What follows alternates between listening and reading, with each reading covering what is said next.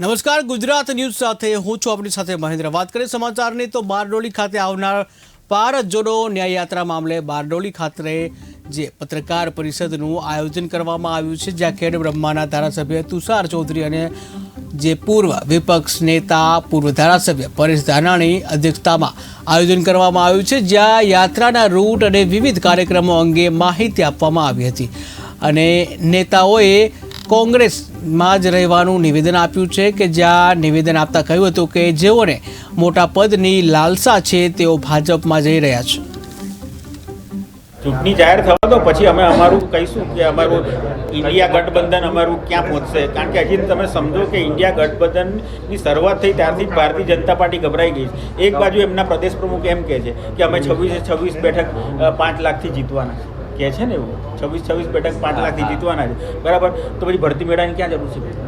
ભરતી મેળાની ક્યાં જરૂર છે? ને ભરતી મેળામાં માની લો કે મોટો કોઈ માણસ જોડાય તો સમાચાર બને, પણ એ લોકો તો સરપંચ માટે બી રેડ કાર્પેટ રેડી છે, તાલુકા પંચાયતનો માજી સભ્ય કે માજી કોર્પોરેટ હોય એની માટે બી રેડ કાર્પેટ રેડી રાખે છે, ને એક મંડપ જ બનાવી દીધો છે કમલમની બહાર ખાલી છોડવા માટે, ને એ લોકો એક કમિટી બી બનાવી છે એને એ લોકોએ સત્તાવાર જાહેરાત કરી છે કે તોડીને લાવવા માટેની એક કમિટી 5 જણની છે કે નહીં, બરાબર। તો આ બધું કરવાની તમારે ક્યાં જરૂર? તમે 26-0થી જીતવાનો, પણ તકલીફ એ છે કે એ લોકો જે 400નો દાવો કરે છે તો 400ના દાવા માટે એ લોકો પાસે જગ્યા ક્યાં છે મને બતાવો ને તમે।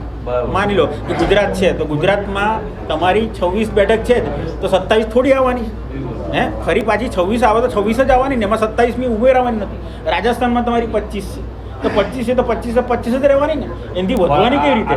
પણ એ બધી જગ્યાએ પણ એ લોકોને નુકસાન દેખાઈ રહ્યું છે। આજે તમે મહારાષ્ટ્ર જુઓ, તમે આજે મધ્યપ્રદેશ જુઓ, મધ્યપ્રદેશમાં એક જ બેઠક આવી હતી છિંદવાડા, બાકીની તમામ એ લોકો જીતા હતા। આ વખતે એ વસ્તુ થવાનું નથી। કર્ણાટકમાં એ વખતે એ લોકોનો સારો દેખાવ હતો, આ વખતે એ થવાનું નથી। પશ્ચિમ બંગાળમાં જે ગયા વખતે બેઠકો જીતેલા એટલી બેઠકો એ લોકો જીતવાના નથી, ને તમે આજે જુઓ કે એ લોકોએ 195ની યાદી જાહેર કર્યા પછી પણ 2 ઉમેદવાર પાછા ખસી ગયા। મોટા માથા રાવણને પણ હતા રામે એનો વધ કર્યો હતો। માણસ હોય છે એને મોટા બનાવવાનું કામ જનતા જનાર્દન કરતી હોય છે।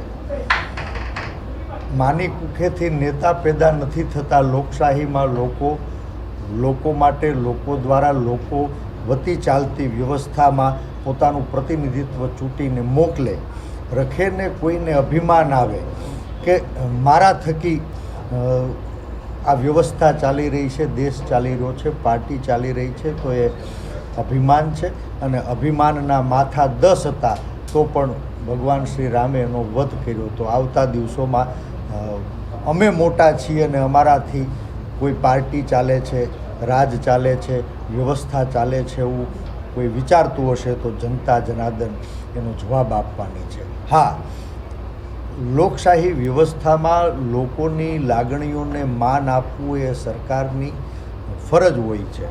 આજ સંવિધાનના પગથિયે સત્તામાં બેઠેલા લોકો દિન દહાડે સંવિધાનની હત્યા કરી રહ્યા છે, સંવિધાનને નબળું પાડી રહ્યા છે, લોકોના અધિકારને સત્તાની એડીએ કચડી રહ્યા છે, અને લોકો ક્યાંય મંદી, મોંઘવારી, બેરોજગારી, અત્યાચાર, ભ્રષ્ટાચાર, કર આતંકવાદ, વિવિધ પ્રશ્નોને લઈ અને સત્તા પક્ષના લોકો પાસે જાય। નેતાઓ નમાલા બની ગયા છે, સરકારમાં કોઈ સાંભળનારું નથી।